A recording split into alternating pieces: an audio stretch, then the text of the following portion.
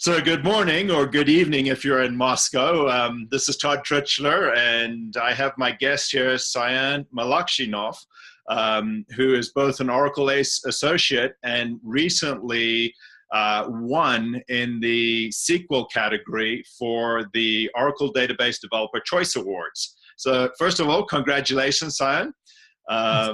Thanks. Hi, Todd. Thanks. Very well deserved. You and Emra were two of the really top winners in terms of vote getters, and it was interesting to see just how the whole Russian community, got up around you guys and supported you, just like the Turkish community did for Emra. So, Sayan, this isn't your first award. I was reading through your profile, and I saw that you'd also got an award from one of your companies that you worked at, a bank, and for saving them over $1 million through your performance tuning work, for Oracle Database performance tuning work. Would you like to talk a little bit about that? That sounds like an interesting project. Was it? How did you save that money? Like, this just was a project where we analyzed all of our databases, and so we have to analyze and tune all databases. So that was a big cost-saving project. Okay. So literally it was, was it the savings in hardware, or was it just through making it run more efficiently so that the SQL ran faster and people got done in more time? You could process more. All of this, because we saved on hardware, on licenses, and of course, because we tuned a big number of queries and PL SQL and so on. Excellent. Great. So, I'm always interested in how people start. I mean, I was reading your blogs and that you do a lot of performance tuning. You're very interested in the cost-based optimizer. And so I can only imagine for somebody that does like performance tuning work with the database and that, there's been a lot of changes over the years. And specifically, I would think that with the introduction of the container database in 12c, and stuff like that, that the jump would also be quite large in that area.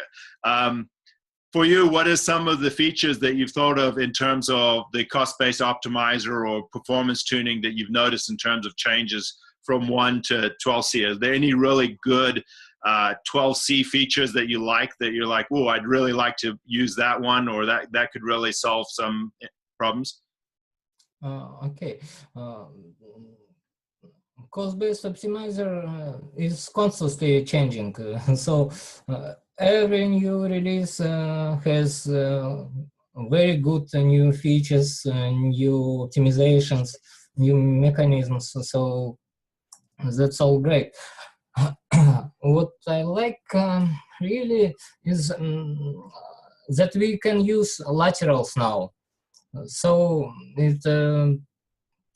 it simplifies queries and plans. Before that, Oracle does it internally, but now we can use it in our queries just with lateral clause, and it's very simple. It's very simple, very easy. And so that was with the SQL query plans, the operations, and hints.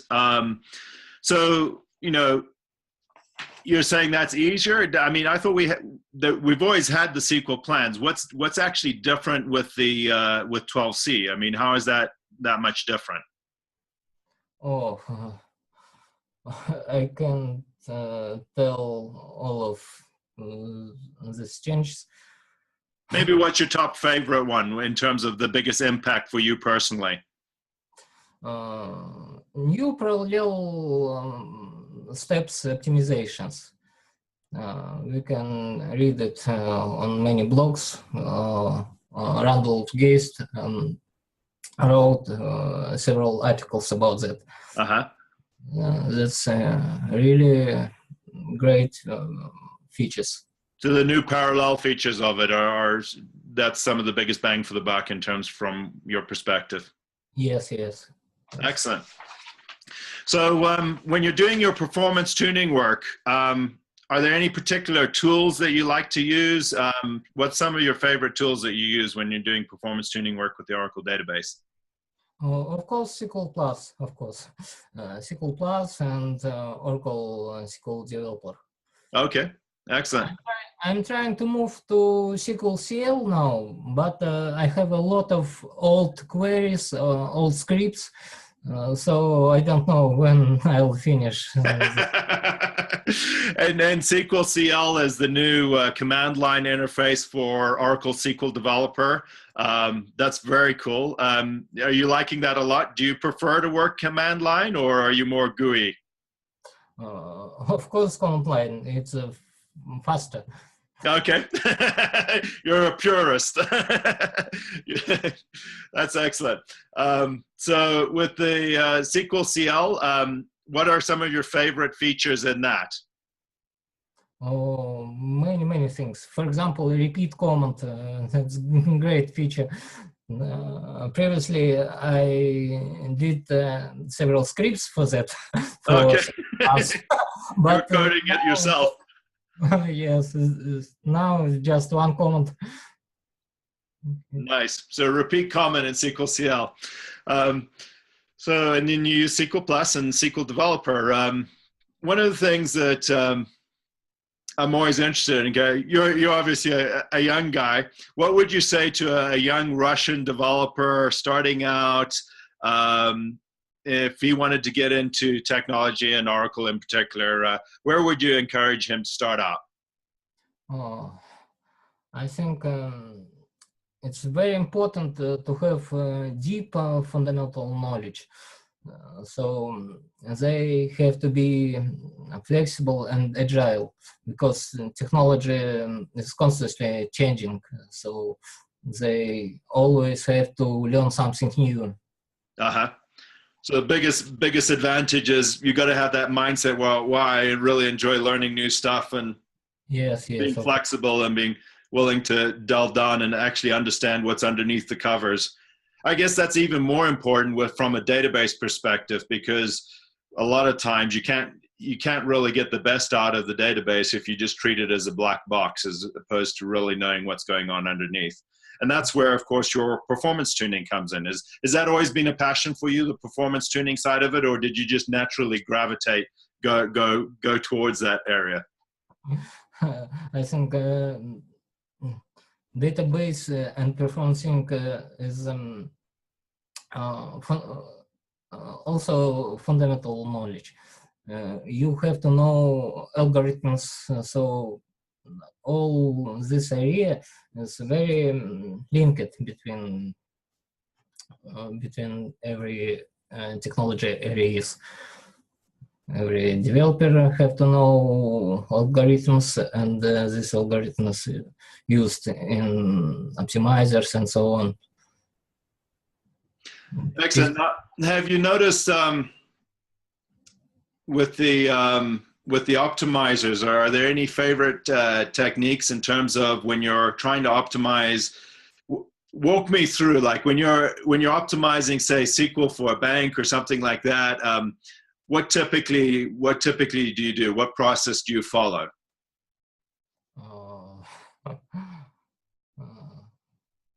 First of all, data analyzing. And of course, then we have to know how. The main thing is architecture. So the best performance profit is from architecture solutions and architecture optimizing. Uh-huh. And then we have to know how our query will work. and after that we have to analyze different transformations, variants of plans, and so on. Okay. And after that we can choose the best plan, the best solution. Mm-hmm. So you start out with the architecture, the actual data model, and actually checking and making sure that it's going to be performant. Then you go into the actual SQL itself and delve down into that. And then you're actually looking at the plans and saying, okay, well, you know, here's what we expected, but what actually happened, and then pick based upon the actual test and the results on that. Does that sound about right? Of course, architectural problems and mistakes is the biggest problems. Why? Is that because it's more expensive to fix? Yes, of course, because it's only it's hard to fix. It's a very long period to fix many code. Uh-huh. So the more programs accessing it, the more of a problem it is, the more longer it goes unchecked, unfixed, the more difficult it is. So I guess that's the same case. I saw somewhere that they've done studies where if you catch a bug in, you know, while you're doing in development, then it's easier to fix. If you catch it while you're doing, you know, Q&A, then, you know, it's more expensive, but not as easy as development if you catch it in test versus production. I guess it's even more impounded if it's the database and the architecture is wrong, because you've got several programs that are relying on it that are, you know, also impacted further downstream. So I can absolutely see that. Sayan, I mean, you're obviously, you know, one of our technologists, Oracle technologists in the Russian community. Do you find that how is it working with, because I mean, I look at Oracle Technology Network, and for the most part, most of the doc, most of the technology, it's all in English, you know? And, you know, I notice you blog in English, and that's, you know, that's great because, you know, I can read it then and I can learn from you and stuff like that. But do you find that there's enough content for, say, the Russian technology community for people that maybe aren't as comfortable in English?